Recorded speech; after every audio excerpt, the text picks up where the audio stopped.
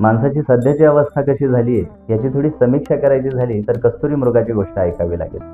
मृग म्हणजे हरिण. हरणाच्या नाभीमध्ये असलेल्या कस्तुरीच्या सुगंधानं स्वतः हरिणच कासावीस होत असतं.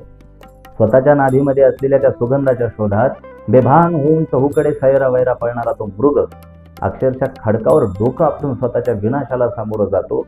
पण मे कशी आहे, ज्या सुगंधाच्या शोधात अख्खं आयुष्य घालवलं तो सुगंध आपल्याच आतमध्ये दडलेला आहे हे मात्र त्याला ओळखता येत नाही. मी नाही म्हणत, जगद्गुरु तुकोबाराय म्हणतात, मृगाची अंगी कस्तुरीचा वास, असे ज्याचा त्यास नसे ठावा. सगळ्या नसल्या तरी काही गोष्टी मात्र नक्कीच आपल्याजवळ असतात. आणि म्हणून नेहमी दुसऱ्यांचं मूल्यमापन करत बसण्यापेक्षा कधीतरी स्वतःचं आत्मपरीक्षण सुद्धा आपण केलं पाहिजे. अन्न पचवता नाही आलं की आजार वाढतो, यश पचवता नाही आलं तर दंभ वाढतो, आणि कौतुक पचवता नाही आलं की अहंकार वाढतो. आणि म्हणून स्वतःकडे पाहणं फार गरजेचं आहे.